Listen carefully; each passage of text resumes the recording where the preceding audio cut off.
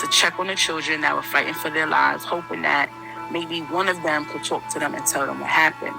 And thankfully, at this point is when it's realized that all the children that were in the hospital would absolutely survive. Thank God. One of the children, who happened to be the oldest, known as CJ, who was just 9 years old at the time, was in good enough health to be able to talk to the detectives.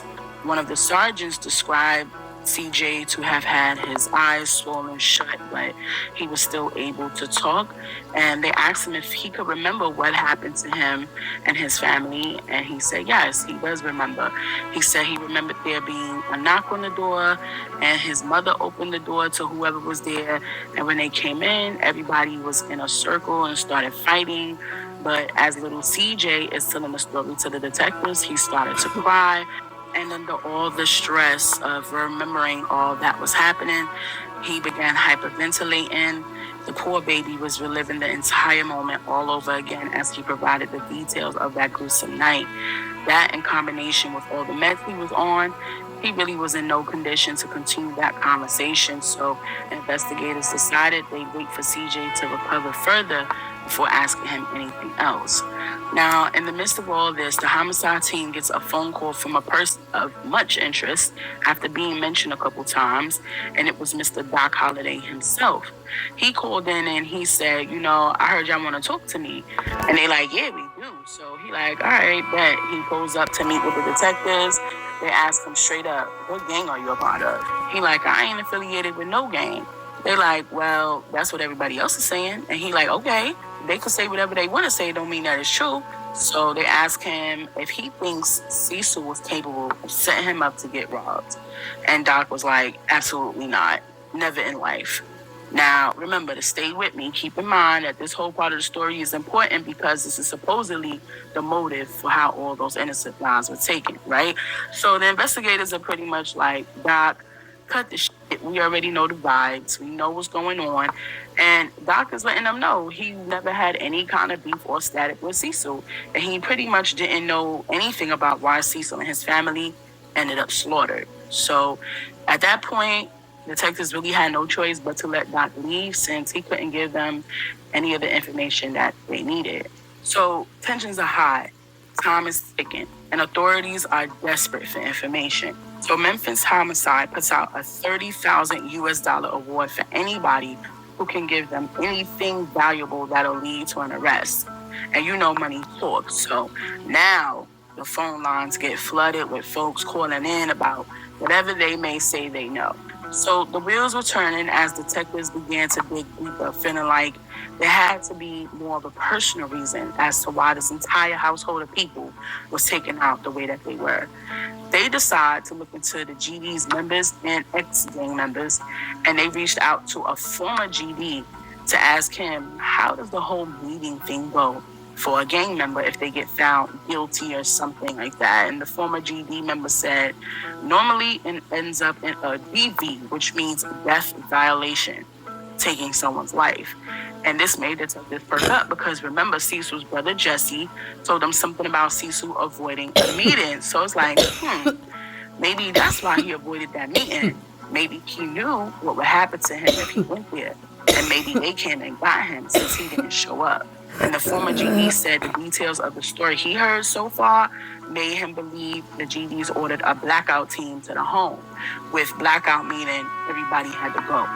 So they asked the former GD member if the guy Doc could order something like that against Cecil, and he said no. He said it would have had to come from Doc's big homie, and unfortunately, he didn't know who Doc's big homie was, so he couldn't provide any information on his name or even his street name, for that matter. But now with this information about a blackout, detectives feel like the entire Dotson family is in danger, and the GDs might be looking to take out more members of the family. So they placed the entire family into protective custody, including Jesse. In the midst of that, Cecil's sister Nicole tells detectives that she had already moved her family out of her apartment to another family's house because she was afraid for their lives. And the same night that she left, she began receiving threatening phone calls. But these phone calls was coming from the apartment she just moved out of. So someone had went into her apartment, more than likely looking for her, used the landline to call her cell phone and threaten her life. And she said she had no clue who it could have been.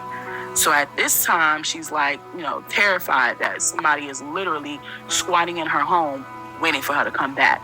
So she gives the investigators the key to the back door of her apartment, and they head over to her crib to see if they could catch whoever is there or see if they could even come up on another crime scene. Police get there, but no one was in the home, and there wasn't even any signs of forced entry into the home. But Nicole and them remained in protective custody anyway.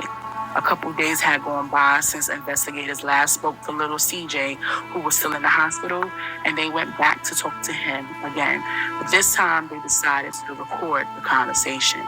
And this is when shit gets crazy, because CJ told the detectives that the person who stabbed him and slaughtered his entire family was Uncle Junior. And remember who I said Junior was earlier? Cecil's very own brother, Jesse, aka Junior, the one that the detective spoke to before they could speak to really anybody else and sold them that story about the damn GDs. And not only did CJ identify Jesse as the one who did it, he revealed that Jesse caused all that pain all by himself. Remember, the investigators felt like this had to have been done by more than one person. Well, no. CJ confirmed it was all Jesse. The Memphis homicide team gagged. They couldn't believe it. This dude was literally sitting in protective custody with his family. Nobody else none the wiser. Whole time, he the family worst damn nightmare. So now investigators received a tip that there had been some tension brewing between Cecil and Jesse, because it was alleged that Jesse believed Cecil snitched on him for something else that I'll get into later. But now the motive behind the slayings has shifted, leaving detectives to have to approach this whole thing from an entirely new angle.